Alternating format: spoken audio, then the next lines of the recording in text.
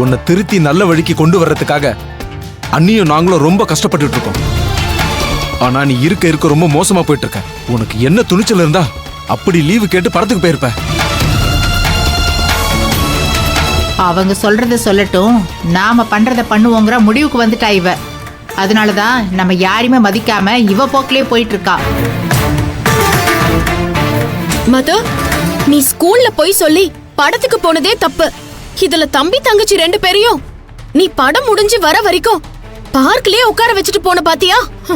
அதுவும் உன் சந்தோஷத்துக்காக இவங்க 2 பேரையும் இப்படி கஷ்டப்படுத்திருக்கேன் மது. அதெல்லாம் உனக்கு தப்புன்னு தெரியல? கொஞ்சம் கூட மனசாட்சி உறுத்தல? இவளுக்கு தான் மனசாட்சின்னு ஒண்ணு கிடையவே கிடையாதே. அது இருந்ததுன்னு உறுத்துறதுக்கு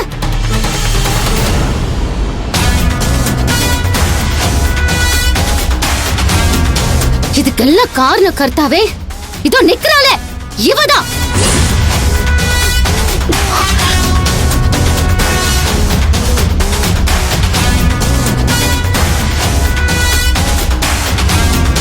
ஆஹா, பிரச்சனைய நம்ம பக்கம் திருப்புவான்னு நினைச்சோம், திருப்பிட்டா. ஏய், என்னடி ஏன் மேல தூக்கி பழிய போட்டுக்கிட்டு இருக்க? இவ படத்துக்கு போனதுக்கும் எனக்கும் என்னடி சம்பந்தம்? சம்மந்தம் இருக்குடி. காலையில நீ தானே இவளுக்கு பணம் கொடுத்து அனுப்புன, அதனாலதான் இவ படத்துக்கு போயிருக்கா.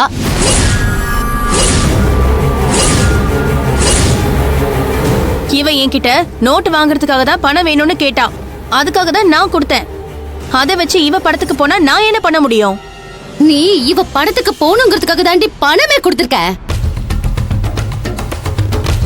கண்டிப்பா செவந்தி, மது வித்யாவோட படத்துக்கு போற விஷயத்த சொல்லிதான் பணம் கேட்டிருக்கா. அதான் இவ்ளோ பணம் கொடுத்திருப்பா. ஏய், இவ அந்த விஷயத்த என்கிட்ட சொல்லவே இல்லைன்னு சொல்லிக்கிட்டு இருக்க. நீ என்னமோ நான் தெரிஞ்சே பணம் கொடுத்தேன்னு சொல்லிக்கிட்டு இருக்க. இவ படத்துக்கு போற விஷயம் எனக்கு தெரிஞ்சிருந்தா நான் அவளுக்கு அட்வைஸ் பண்ணி அதெல்லாம் தப்புன்னு எடுத்து சொல்லி படிப்பு மேல கவனம் செலுத்துன்னு சொல்லிருப்பேனே தவிர பணம் கொடுத்து உன் இஷ்டத்துக்கு எங்க வேணா போ அப்படிங்கிற வேலையெல்லாம் பண்ண மாட்டேன். சும்மா தேவையில்லாம எல்லாரும் என்ன சந்தேகப்பட்டு இருக்காதீங்க, சொல்லிட்டேன்.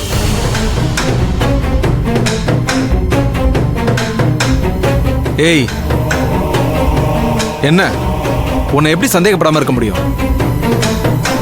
மதுவை அன்னைக்கு எதிராக திருப்பறதுக்கு நீ என்னென்ன வேலையெல்லாம் பண்ண, என்னென்ன பண்ணிக்கிட்டு இருக்கன்னு எங்களுக்கு தெரியாதா?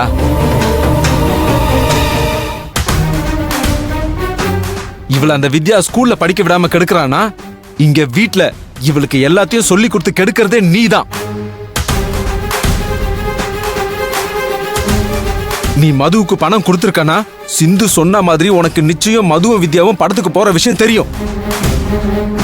எதுக்கு நீ அந்த பிள்ளைங்க வாழ்க்கையை கெடுக்கிற? எதுக்கு அவங்க வாழ்க்கையை நாசம் பண்ற? உன்னெல்லாம் அப்படியே உயிரோட கொளுத்துறோம் போல இருக்குடி. கொளுத்துவீங்க. அதுக்கு முன்னாடி நான் உங்க எல்லாரையும் கொளுத்திட்டு போயிட்டே இருப்பேன். இதுக்கு மேல உங்ககிட்ட பேச்சே கிடையாது. சுமாரா அப்பா, இவ ஒரு சின்ன பிள்ளையோட வாழ்க்கையை கெடுத்துட்டு இருக்காப்பா. இங்க பாருங்க, சும்மா நான் தான் கெடுத்தேன்னு சொல்லி குதிச்சுக்கிட்டு இருக்காதீங்க. ஏய் மது, என்ன ஆளாளுக்கு நான் தான் காரணம்னு சொல்லிக்கிட்டு இருக்காங்க, நீ அப்படியே அமைதியாவே நின்னுகிட்டு இருக்க. நீ வித்யாவோட சேர்ந்து படத்துக்கு போற விஷயத்தை என்கிட்ட சொன்னியா?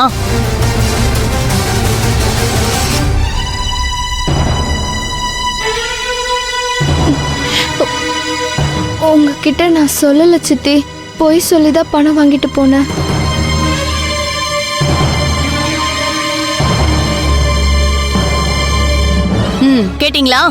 கேட்டீங்களா? சம்பந்தப்பட்டவளே எனக்கும் இதுக்கும் சம்பந்தம் இல்லைன்னு சொல்லிட்டா. இப்ப என்ன சொல்றீங்க? ஊனா எல்லாத்துக்கும் நான் தான் காரணம்னு சொல்லிக்கிட்டு இருக்காம இனிமேலாவது என் மேல இப்படி தேவையில்லாம சந்தேகப்படுறத நிறுத்துங்க. ஏமது, நாளுக்கு நாள் நாங்க எல்லாரும் மேல வச்சிருக்கிற நம்பிக்கைய இப்படி உடைச்சுக்கிட்டே இருக்கியம்மா. இந்த ஸ்கூல்லையாவது நீ நல்லா படிப்பேன்னு பார்த்தா வித்யா கூட சேர்ந்துக்கிட்டு இப்படி தப்பு பண்றியம்மா. இது உனக்கே நல்லா இருக்கா? என்ன தாத்தா, என்னமோ பெரிய கொலகுத்த பண்ண மாதிரி சொல்லிட்டு இருக்கீங்க. நான் என் ஃப்ரெண்டோட சேர்ந்து படத்துக்கு போனேன், அது தப்புனா இனிமேல் அப்படி பண்ணாதன்னு சொன்னா நானும் சரின்னு கேட்டுக்க போறேன். அதை விட்டுட்டு சும்மா எல்லாரும் இப்படி சுத்தி நின்னுட்டு தப்பு நோப்புன்னு பிராண்டிட்டு இருக்கீங்க. என்னடி சொன்ன? நாங்க தப்புன்னு சொன்னா நீ சரின்னு கேட்டுப்பியா? ஏற்கனவே அந்த வித்யா கூட சேர்ந்து கூத்தடிக்கிறது தப்புன்னு தானே சொன்னோம். அத நீ சரின்னு கேட்டுக்கிட்டு வழிக்க வந்தியா? திரும்ப திரும்ப அவளோட சேர்ந்துக்கிட்டு இல்லாத அக்க போறலாம் நீ பண்ணிக்கிட்டு தானே இருந்த. அத பொறுத்துக்க முடியாம தாண்டி உன்னை ஸ்கூல் மாத்தி சேர்த்து விட்டோம். திரும்பவும் இங்கேயும் அவ வந்துட்டா. பழையபடி உங்க போக்கிரித்தனத்தை நீங்க ஆரம்பிச்சிட்டீங்க. இந்த லட்சணத்துல இதெல்லாம் தப்புமா கண்ணுன்னு உன்கிட்ட தன்மையா சொல்லிக்கிட்டு இருக்கணுமா? நான் என் ஃப்ரெண்டோட சேர்ந்து படத்துக்கு தானே போனேன். ஏதோ கொலை குற்றமா பண்ணேன்னு உன்னை நீ நியாயப்படுத்திக்கிட்டு பேசிக்கிட்டு இருக்க. இதை தாண்டி முழுசா குளிச்சுட்டா குளிர் தெரியாதுன்னு சொல்லுவாங்க. அந்த மாதிரி அந்த வித்யாவோட சேர்ந்து தப்பு மேல தப்பு பண்ணி பழகிட்டதுனால நீ இப்படிலாம் பேசிட்டு இருக்க. இப்படியே பேசிட்டு இருந்த அப்படியே இந்த நாக்கு இழுத்து வச்சு சூடு வச்சாதான் சரியா வரும்.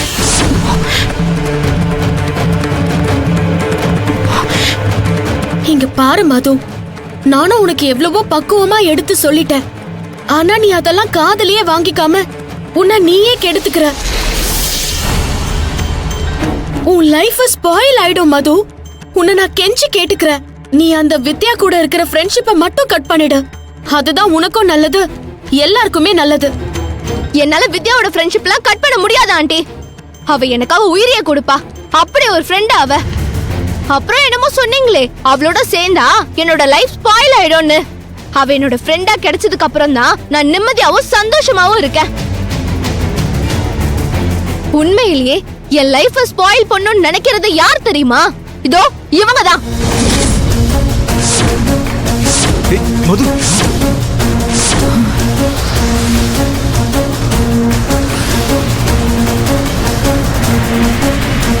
உன் வாழ்க்கை கெட்டு போறதுக்கு நான் காரணம் சொல்லிட்டு இருக்கியா? ஆமா, நீங்க தான் காரணம்.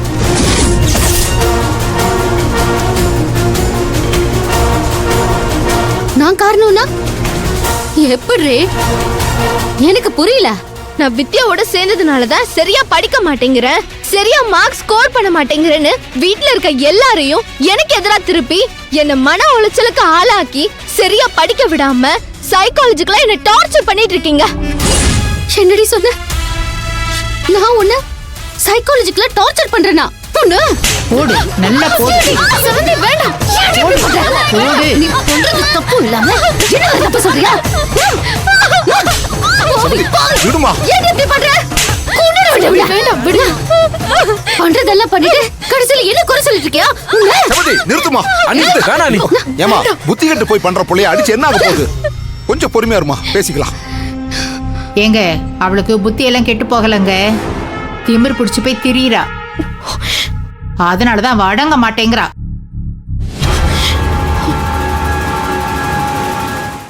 மது, அண்ணியை விடவும் இப்ப நான் உன் மேல தாங்க முடியாத கோபத்துல இருக்கேன். இப்ப அண்ணி மட்டும் உன்னை அடிக்கலனா